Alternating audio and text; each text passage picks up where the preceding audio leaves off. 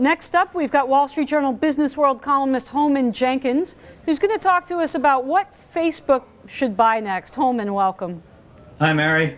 Now, Facebook has what many would call an epic valuation, some $100 billion, and 845 million users. They've done pretty well. But you say that founder Mark Zuckerberg needs to change his business model. So if it's worked so well today, what's there to change, Holman? Well, we don't know what the valuation is yet. It's going to go public in May, and people are putting an estimate of $100 billion on it. That is a huge valuation for a company with Facebook's impressive but still small, relatively, revenues and profits. In order to sustain that valuation, at some point, Mark Zuckerberg is going to have to figure out how Facebook is going to make money. What's Facebook going to do when it grows up? We still don't know that. What we do know is, as you mentioned, 850 million members or thereabouts with a huge amount of personal information about each and every one of them, where they come from, what they're doing day by day. That is an advertising mother load of information to die for. The question is, how is Facebook going to turn it into money? And since the one thing Facebook doesn't want to do is festoon its own pages with ads, the key, I think, what Facebook is going to gravitate towards is figuring out that all the rest of the world is consuming lots and lots of ads. Somehow it needs Facebook's information to target those ads better, which means that TV, radio, anything interactive like Hulu, Pandora, where it's advertising supportive, could do a better job of targeting ads if it had Facebook's information.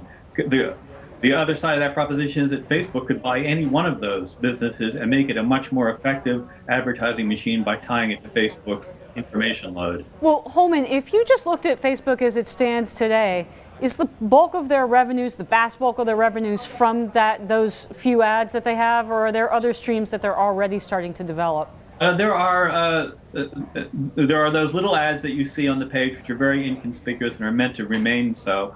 It gets a cut of certain transactions that happen via Facebook's system, like the Zynga games. It has certain kinds of relationships with businesses that want to participate in the Facebook world that it gets paid for. But of course, all those things are, advertising is just a huge, monstrously large global business, and there's nobody who has anything like Facebook's 855 or 875 million members and all the information it has about them. So there is that potential there. So it makes sense to try and use it.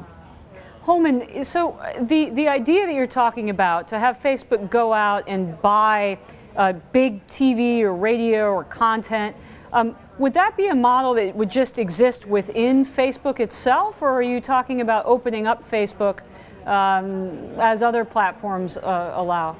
Well, first of all, I was somewhat tongue-in-cheek when I said they should buy ABC, NBC, and CBS and everything else there. But there is a serious point to it. That the information that Facebook has can be used to target ads on any digital platform, as long as you can identify that person as the same person who Facebook has information about. You use your Facebook login already for lots of things, like to sign into Pandora. You frequently use Facebook to comment on, for instance, newspaper websites. So the information is already there. The potential really is to use the advertising on every site except Facebook's own site to target Facebook users with Facebook data-based ads. We're talking to the Wall Street Journal's Business World columnist Holman Jenkins. Holman, we've just got a very short amount of time left, about a minute. Your column today talks about political, or at least hints at political considerations about what Facebook might want to buy to kind of protect itself from being an antitrust target or other kinds of targets. Can you elaborate a little bit on that? The big open question about internet regulation, and this applies not just to Facebook, but to Google and to others, is when is Congress finally going to get around to doing something about privacy? There's a demand for it.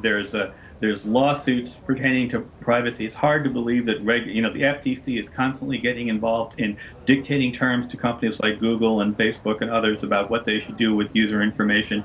This is a whole large sort of constellation of issues that sooner or later is going to become politicized. It's kind of amazing that it hasn't already, and it's amazing that Congress hasn't weighed in yet. But at some point, Facebook has to show we're doing something useful with this information that the public wants. We're not just husbanding all of this giant information to the point where someday, it's going to leak out, or we're going to misuse it, or hackers are going to get it. Facebook has to show that its business model not only works, but it pays back to society in some way. And free media is the way to do that.